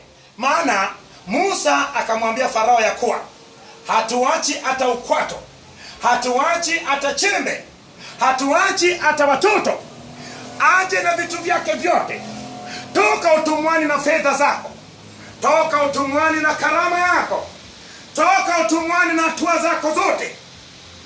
Inda kapara toko tonaka, inda baraba shandu na makapa, inda toko tona tatakapa, inda tatatata, yandu na makapa, elia toko tona kapara toko to, inda kamana mana mashandu na makapa, indoro koto na kapa, iyana mashanda kapa, indo koto na kapa, elia toko tona kamana mashandu na ma, indoro koto, ila tapashato koto na kapa, inda bakamana mashando koto, yandu na mana mashanda kapa, ende kemana mashandu na manama, ito koto na kamana manama, katika jina la Bwana. Elia tokoto na kamanama, katika jina la Bwana. Inda kamana mashato koto, katika jina la Bwana. Yandu na makapa, katika jina la Bwana. Indo koto na kapa, katika jina la Bwana. Elia tokoto na kama, kwa jina la Bwana.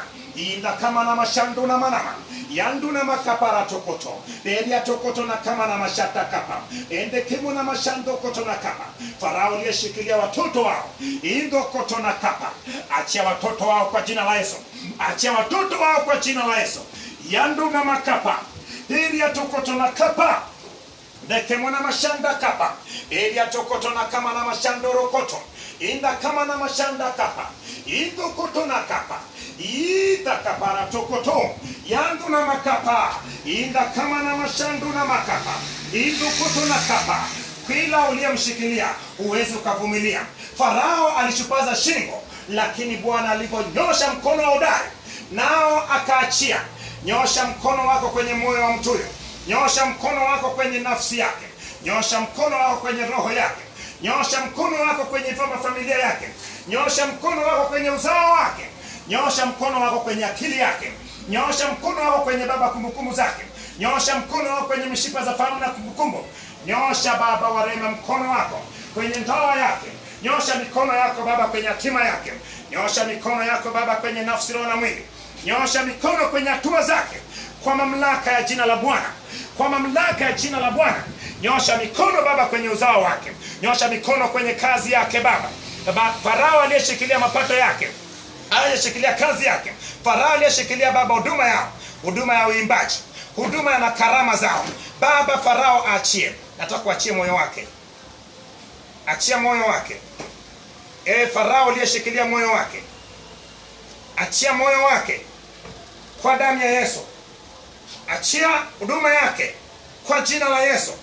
Inda kapa, itokoto na kama, elia tokoto na kapa, yandu na makaparato, indo koto na kapa, yanda kaparato koto, inda kama na mashanda kapa, inda kama na mashanda kapa, inda kapa, yatoko tona kapa, beria toko tona kama na mashata kapa, indo koto ne kemo, ita kapa, beria toko tona kapa, indo koto na kapa, yandu na mana mashata kapa, nekemo na mashanda baraba kama, inde bere shanda kapa na meshando koto, beria toko tona kama na mashandu na mana, inde bere shandu na makama na mana, Bidia tukutuna kama na mana mashata kapa. Bidia tamashanda kapa. Bidororo kutuna kama na ma. Yanda baraba shando na makapa. Bidia tamashanda kapa na nekemo. Indo kutuna kama.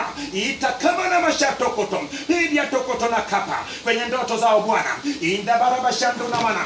Kwenye usingizi zao Baba rema. Indururu kutuna kapa. Kwenye familia zao Baba. Kwenye uzao wao Baba. Kwenye kazi zao Baba. Kwenye biashara zao Baba. Kwenye wote wanaozunguka Baba. Inda kapa. Yandu na makapa. Peria tukutune kemo na ma. Yatukutune kripo rato. Inda kapa rato koto. Yandu na makapa. Peria tukutuna kapa. Indo kutune kemo na ma. Bindururu kutuna kapa. Indo kutuna kapa. Ingia kwenye mwili wako haraka.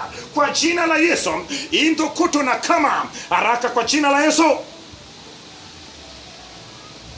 Haraka, njoo haraka, njoo haraka. Unavyokuja kwenye mwili wako, Farao amekuachia, na mume wako aachiwe, na watoto wako aachiwe, na kazi ya mikono yako iachie, na familia yako iachie. Unavyoingia kwenye mwili, na wote waingie wanayekuhusu kwa jina la Yesu.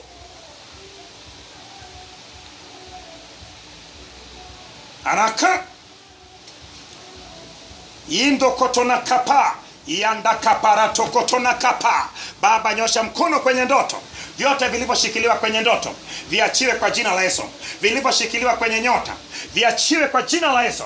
Vilivyoshikiliwa Baba kwenye afya na muonekano viachiwe kwa jina la Yesu. Vilivyoshikiliwa kwenye moyo viachiwe Baba, viungo vyake viachiwe Baba. Baba wa rehema, mkono unyoke, na Baba kwa waganga wote, na Baba kwa wachawi wote, na Baba wa rehema kwa wasoma nyota wote. Wote ni mafarao. Mkono wa Bwana na iwe juu ya Farao na majeshi yake, Farao na nchi yake. Aachie watakatifu wa Bwana, aachie watakatifu wa Bwana, aachie watu waliompokea Kristo na kumfanya kwa Bwana mwokozi wa maisha yao. Aachie watu wa Bwana, watu wa Bwana kuanzia leo wawe huru kwa jina la Yesu. Wawe huru kwa jina la Yesu. Wawe huru kwa jina la Yesu. Na waingiza katika hatua zao na vibali vyao kwa jina la Yesu. Wawe huru kwa jina la Yesu. Uwe huru kwa jina la Yesu. Uweze kujificha. Ni mkono wa Bwana.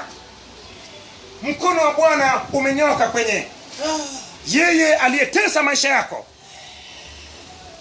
Mkono wa Bwana yu juu yako, ewe nyoka, toka haraka. Uliye meza mtapike haraka. Haraka kwa jina la Bwana. Kwa jina la Bwana mtapike haraka. Wewe uliye meza ndotoni, umtapike kwa jina la Yesu. Haraka.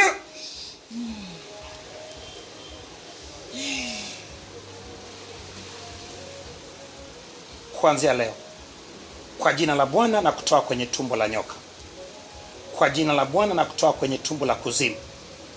Kwa jina la Bwana na kutoa kwenye mikono ya watesi wako wote. Ingia kwenye mwili wako. Nami namlazimisha kila mmoja kwa uwezo wa Bwana, na watoa wote katika mkono wa watesi wenyu. Mkono wa Farao aliyetesa maisha yako. Jinsi Bwana kwa mkono wake hodari akatoa wana wa Israeli utumwani. Asante Bwana kwa ajili ya kuwatoa watu hao utumwani. Ninatukuza jina lako Bwana, maana wote na wakusanya roho zote chafu na watupa kuzimu, na kila moja ingia kwenye mwili wako haraka. Vaa mwili wako wa uumbaji kwa jina la Yesu. Vaa mwili wako wa uumbaji kwa jina la Bwana. Ingia kwenye mwili wako na muonekano wako. Vaa mwili wako. Vaa mwili. Vaa mwili. Mwili utoke kule kwenye Farao. Vaa mwili haraka. Hii ni kwa jina la Bwana. Vaa mwili. Vaa mpaka miguu. Hiyo miguu sio kwako. Vaa mpaka miguu. Vaa mwili wako na muonekano. Ulikuwaga mzuri wewe. Vaa uzuri wako jinsi Mungu alivyokuumba.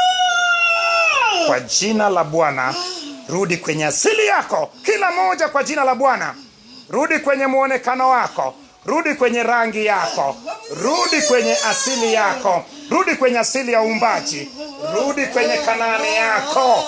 Rudi kwenye hatima na kibali chako kwa jina la Bwana. Mkono wa Bwana hodari umenyoshwa kwenye viungo vya watu wa Mungu wote.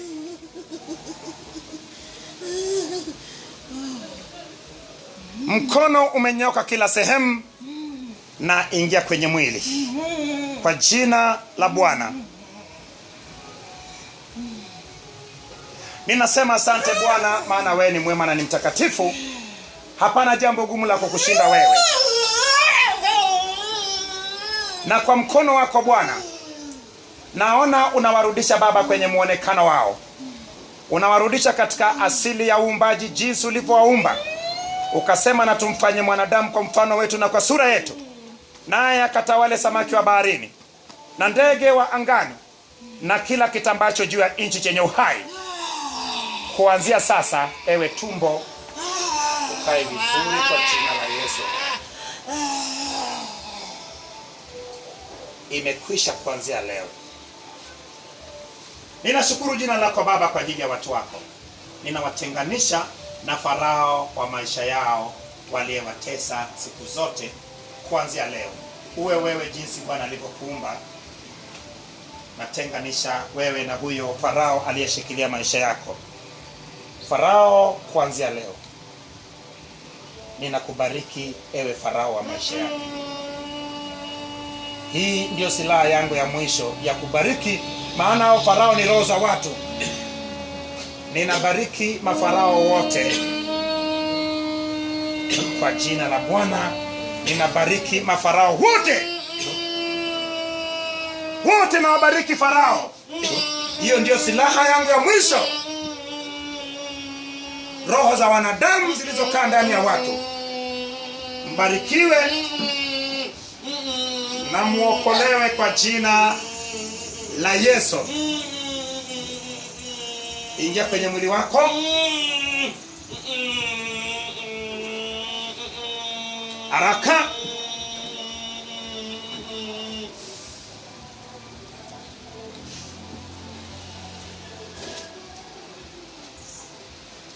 Ninatukuza jina lako ewe Bwana kwa ajili ya matendo yako makuu uliyoendelea kutenda.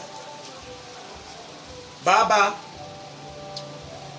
uwalinde kwa mkono wako hodari, kwa mbawa ya tai uliyewatoa nayo wana wa Israeli Misri. Baba, umewatoa katika utumwa wao. Umewatoa katika mabaya yaliyotesa maisha yao. Ninakushukuru Bwana, maana umewafanya tena upya. Wale chakula na kushiba, wanywe maji na kiu kukata, walale na usingizi wao kwa mtamu kama ya watoto wachanga. Njia zao zote zifunguke, na Baba, wanaanza safari ya kuelekea kwenye Kanaani. Roho zote chafu na zifungia kuzimu kwa jina la Yesu. Roho za wanadamu ninazibariki na kuzirudisha katika miili yao. Na Baba, uhimidiwe na kushukuriwa, maana wewe ni mwema na ni mtakatifu. Na katika jina la Yesu Kristo naomba, na kila mtu aseme amen. Basi tumefikia hapo, Mungu.